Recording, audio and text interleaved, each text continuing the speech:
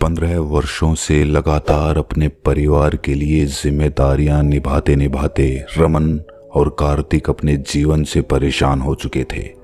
उन्हें कुछ सुकून के पल चाहिए थे। भागदौड़ भरी जिंदगी से दूर, ऑफिस के काम से दूर, घर की जिम्मेदारियों से दूर। इसीलिए 10 दिन पहले ही दोनों हिमालय की दुर्गम चोटियों की सैर करने के लिए अपने घर से निकल चुके थे। रुद्रप्रयाग के एक पहाड़ी गांव में जब वो ठहरे हुए थे तो गांव वालों ने उन्हें एक ऐसे संत के बारे में बताया जो पहाड़ी की चोटी पर अपना आश्रम बनाकर रहता है। पूरे महीने में केवल एक बार वो पहाड़ी से नीचे उतरकर गांव में अपनी जरूरत का सामान लेने के लिए आता है और फिर दोबारा 1 महीने के लिए उस पहाड़ी पर बने आश्रम में रहने के लिए चला जाता है। रमन और कार्तिक को ये भी पता चला कि बड़ा ही दिव्य संत है। उनके चेहरे पर एक गजब का तेज है।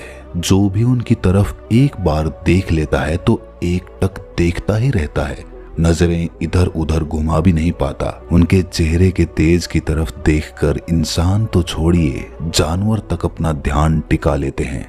उनकी आंखों में एक अद्भुत शांति है।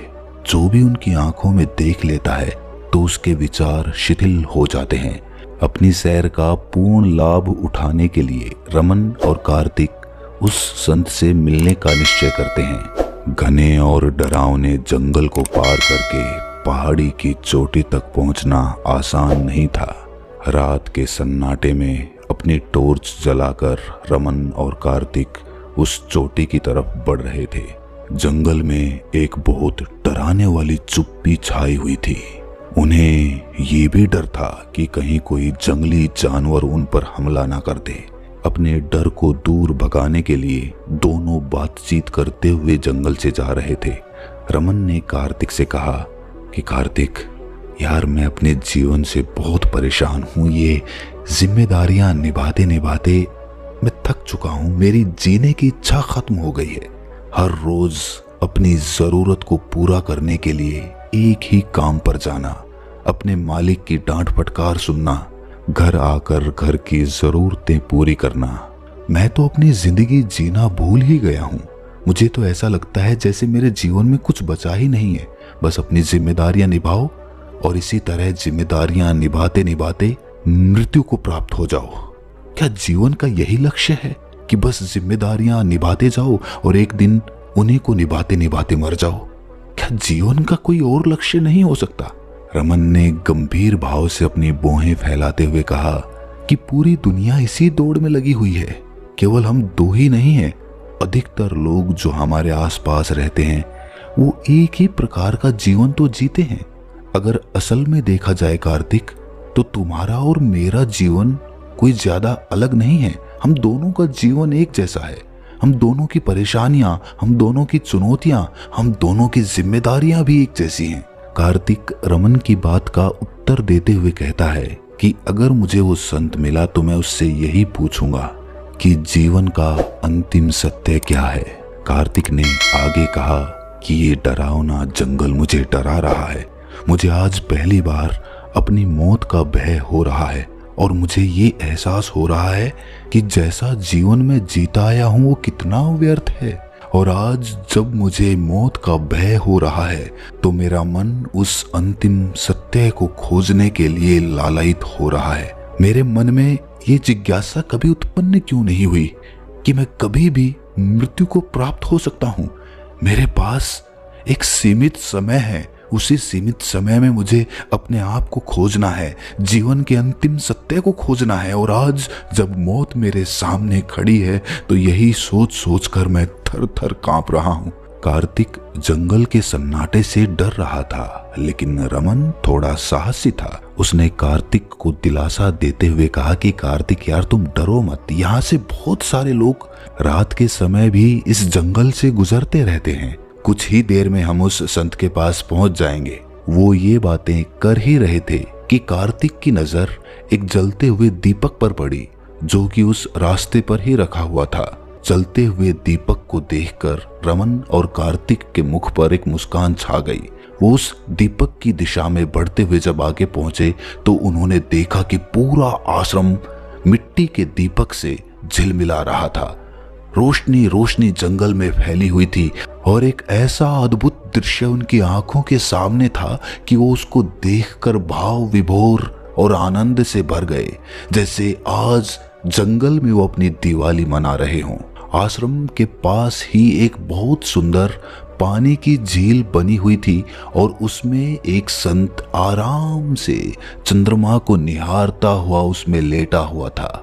झील का पानी एकदम शांत था, उसमें कोई लहरें नहीं उठ रही थी, क्योंकि वो संत भी एकदम शांत अवस्था में उस पानी में लेटा हुआ था।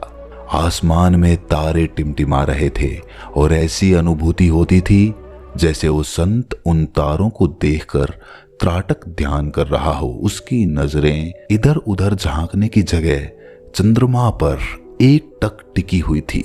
रमन और राघव बिना कोई आहट किए ये दृश्य देख रहे थे। उन्हें ये लग रहा था कि शायद संत को उनकी मौजूदगी का एहसास अभी तक नहीं हुआ है, लेकिन तभी संत की आवाज उनके कानों में पड़ती है कि सुंदरता को निहारने के लिए दृष्टा का मन सुंदर होना चाहिए। अगर उसके मन में प्रेम नहीं है तो उसे किसी भी वस्तु में कोई सुंदरता दिखाई नहीं देगी, लेकिन अगर मन में प्रेम भरा हुआ है तो कुरूप से कुरूप वस्तु में भी उसे सुंदरता का ज्ञान होगा। इस दृश्य की सुंदरता को देख पा रहे हो? कितना अद्भुत दृश्य है। मैं रोज रात को ये दृश्य इस झील में लेटकर देखता हूँ। इस दृश्य को मैं 24 घंटे देख सकता हूँ और फिर भी मैं इससे ऊबूंगा नहीं। अभी तक भी संत उस चंद्रमा को ही देख रहा था। एक बार भी उसने आंखें घुमाकर रमन और कार्तिक को नहीं देखा था। रमन ये सोचकर बड़ा आश्चर्य से भर गया कि बिना देखे संत को कैसे पता चला कि हम दो लोग हैं। हमने तो आने से पहले कोई आहट तक नहीं की। संत ने मुस्कुराते हुए अपनी आंखें चंद्रमा पे से हटाकर उन दोनों पर टिकाते हुए कहा कि योग अभ्यास करने से मेरी चेतना यहाँ चारों तरफ फैली हुई है। यहाँ पर कोई भी जानवर, कोई भी इंसान जब घुसता है तो मुझे उसकी अनुभूति हो जाती है। मुझे ये भी अनुभूति हो जाती है कि तुम्हारे मस्तिष्क में इस समय किस तरह के विचार चल रहे हैं। वास्तविकता में विचार तरंगे होती हैं और उन तरंगों को एक योगी बड़ी आसानी से समझ पाता है। ज्यादातर लोग इसे चमत्कार समझने लगते हैं, लेकिन इसमें चमत्कार जैसा कुछ भी नहीं है। ये सिर्फ योग अभ्यास के परिणाम हैं। तुम भी अगर ऐसा योग अभ्यास करोगे तो तुम्हें भी ये शक्तियां अपने आप प्राप्त हो जाएंगी।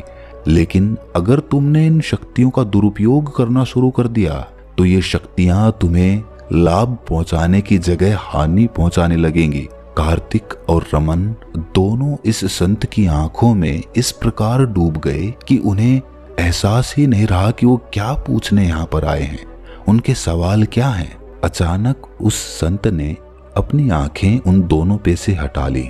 रमन और कार्तिक फिर से होश में आते ही उनसे सवाल करते हैं कि गुरुवर, आपकी आंखों में एक गजब की शांति है। हमने आज तक ऐसी शांति कभी किसी की आंखों में नहीं देखी और आपकी आंखों में देखकर हमारे सारे विचार विलीन हो गए थे। आखिर ये कैसे संभव हो सकता है? जब हम दोनों ध्यान लगाने की कोशिश करते हैं तो विचारों के कारण हमारा ध्यान लग ही नहीं पाता है, लेकिन जब आपकी आंखों में देखा तो ध्यान अपने आप लग गया, कुछ करना ही नहीं पड़ा। और ये तो बड़ा अद्भुत है। हम तो ये आपसे जानने के लिए आए हैं कि जीवन का अंतिम सत्य क्या है और हम उसे किस प्रकार जान सकते हैं। हम सांसारिक लोग हैं बाबा, हमारी घर गृहस्थी है, हम उसे छोड़ नहीं सकते। अंतिम सत्य को जानने के लिए संन्यास नहीं ले सकते। हमें अपनी जिम्मेदारियां भी निभानी होती हैं। इसीलिए हम आपसे यही जानने आए हैं कि जीवन के अंतिम सत्य को कैसे जाना जाए, कैसे आपकी तरह अद्भुत, शांत और आनंद पूर्वक अपना जीवन जिया जाए। सांसारिक जिम्मेदारियां हमें अपने बोझ के तले दबाती चली जा रही हैं। उनकी ये बातें सुनकर सन्यासी बड़ा गंभीर हो गया।